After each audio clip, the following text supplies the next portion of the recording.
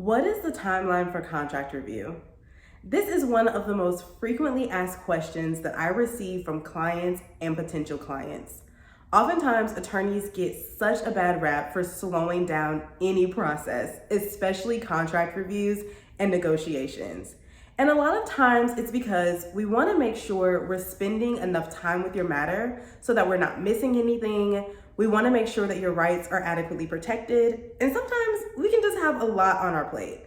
But there are more time efficient and effective ways of handling contract review and negotiation, which I'll touch on a little bit later in this video. Hi, I'm Casey, entertainment lawyer for Black creatives and entrepreneurs. And in this video, I'm going to break down the process of contract review and what you can typically expect for turnaround times in the contract review process. Now, before we get into the process for contract review and those timelines, it's important to know that every attorney's process is going to be a bit different. And a lot of the timelines are going to depend upon the type of review that you've hired the attorney to do for you.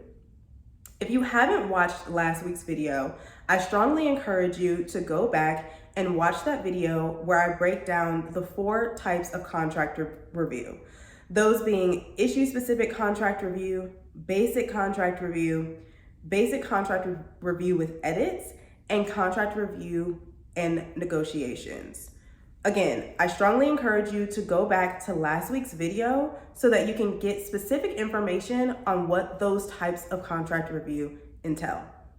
Now, the first part of the contract review process is collecting your information.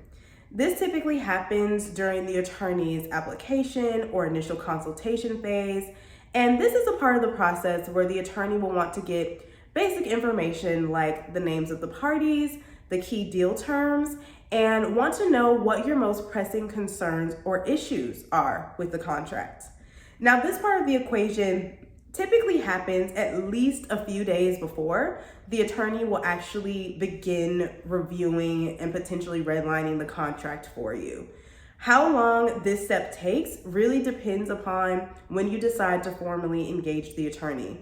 So after the attorney has collected that general information in their initial consultation or in their application, the ball is now in your court to actually hire that attorney by signing an engagement letter and paying their invoice in order for them to get started with the next steps in the process.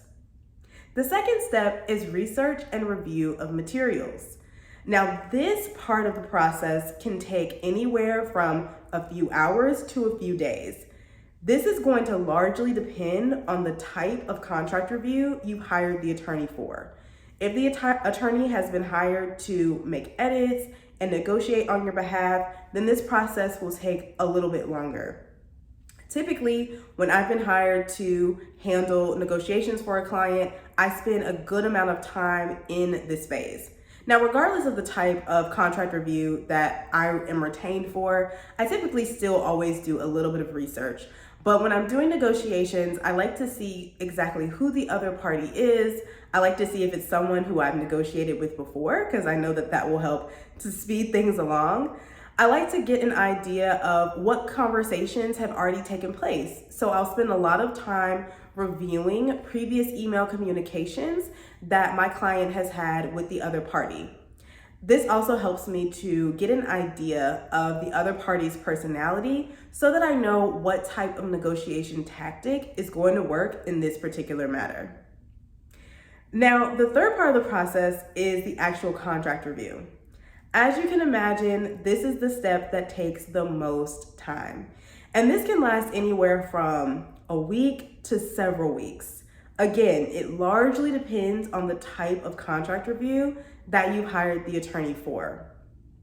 And if you've hired them to negotiate on your behalf, then this will definitely go on a bit longer. Most attorneys will ask for a couple of weeks to do a contract review with edits. And some may ask for, a few weeks, 3 to 4 weeks, depending on the length of the contract, the complexity, and honestly, their current workload at the time. Now, the fourth part of the equation is the actual contract handoff. This step can be really very quick, especially if you haven't hired the attorney to negotiate for you. Typically what this looks like is a simple email or a final phone call that the attorney will have with you, where they break down all of their suggestions and recommendations from the contract. They'll explain the edits and revisions that they've made in the contract to you in that process. Now, as you can imagine, if the attorney's been hired to negotiate on your behalf, then this handoff process can definitely take a bit longer. For one, the handoff will actually be with the other party and not directly with you as the client. And once that handoff has taken place, negotiations can last. I've handled negotiations that can go on for a few days and some that go on for a few months. Really depends on the parties involved and the type of contract that you're dealing with.